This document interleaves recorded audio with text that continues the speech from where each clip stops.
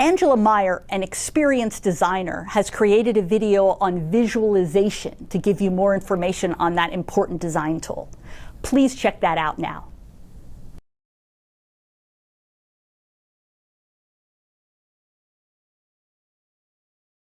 Visualization is a really core component of the way that we communicate, whether we're aware of it or not.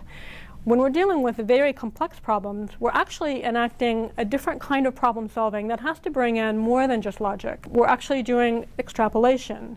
We're doing inductive reasoning. We're thinking about possibilities that we haven't yet seen. So that kind of imaginative work really has to be brought out by exercising and understanding that right side of our brain.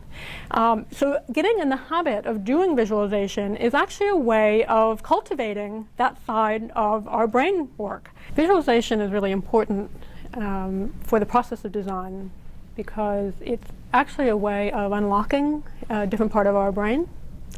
It allows us to think in a non-verbal way. It allows us to access parts of our brain, parts of our creativity that we might not normally be using in the course of a conversation. Most people will tell you, especially in the business world, that they are not artistic and they can't draw. Visualization isn't really about drawing, though. It's actually about visual thinking.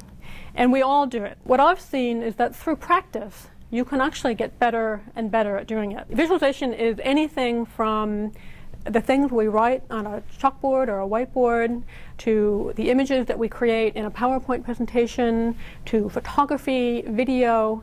It's basically anything that takes us beyond just using words or language alone. Things like color, things like symbols, for example. If you're looking at logos and the way that companies represent themselves as a brand. Those are all ways to enact a more visual understanding. When we're talking and we're verbalizing things, we see things internally, but we may all be understanding the words in a slightly different way. The beauty of using visualization is that we can tap into a single picture. The more you begin to use pictures, the more that you begin to diagram while you talk and create a visual image for people of how you are thinking, the more likely you are to achieve a sense of agreement and consensus with people, the more you're likely to draw out conversation. In an environment where your ability to get things done and to solve problems is dependent on other people being able to understand you and align their ideas with yours.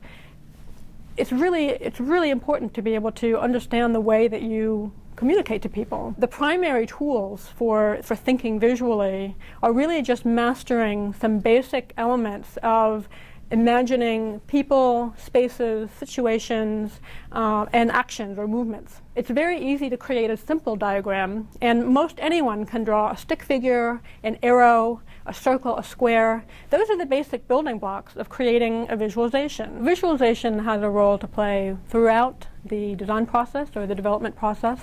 Innovation itself has a rich and detailed development process that we have to follow from beginning with exploration, moving in through pattern finding, kind of peaking with ideation, with sketching. That's where we really think about the way that images come in, through prototyping, and then finally in the way that we pilot and scale. Visualization has a role to play in each one of those pieces.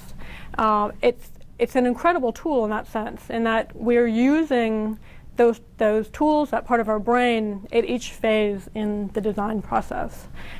Designers use visualization all the time. It's not just something that has an application in one part of the process, but it has many ways of being useful at different parts of the process. For example, we might really rely heavily on photography when we're doing our exploration activities. So we're researching, we're trying to understand our users, we're looking at customers, we're looking at new user segments, photography is a very rich way for us to understand that world, and not just the people themselves, but the contexts in which they live. And innovation is really centered on having a rich understanding of those contexts. So things like photography and sketching can be a very important way of capturing that kind of information. When we move on into pattern finding, that's where we start to think visually. So that's where we begin to take what we've learned in our exploration phase and we begin to synthesize it. And synthesis itself is a visualization process. When you get to concept development, visualization becomes incredibly key because concepts are literally coming out of your imagination. And your brain is creating pictures of something that doesn't yet exist. It's creating pictures of something that will soon be. The way that we might use visualization in that kind of situation is through sketching. We might use a whiteboard and work as a group and use sketching and diagramming to capture our thinking. We might utilize photographs at that point to make sure that we understand what the customer experience is like. As we move forward into prototyping, we get much more detailed in the way that we start to visualize. So we create very complex diagrams or maps of how we think the customer experience ideally is going to work. Pictures and images enable us to not only help people understand what it is we're trying to do, but to help really persuade them in the worthiness of that particular idea or the strength of that concept. So if I was introducing a new service and I was actually relying on a number of people in the field to be able to deliver this service to a set of customers, they need to understand exactly how I intend this to work. And I might use storyboards, I might try to create visual scenarios, but they need to understand what it is we're trying to do so that they can actually create an effective testing environment for that idea. The advice I would give to business people who were interested in improving their visualization skills would be shortly just to practice. It's the kind of thing where once you begin to use the skill, and it can be a little intimidating at first, but I think that people will find that once they start getting in the habit of doing that, you quickly see how the rest of the room responds to you when you get up and you start drawing.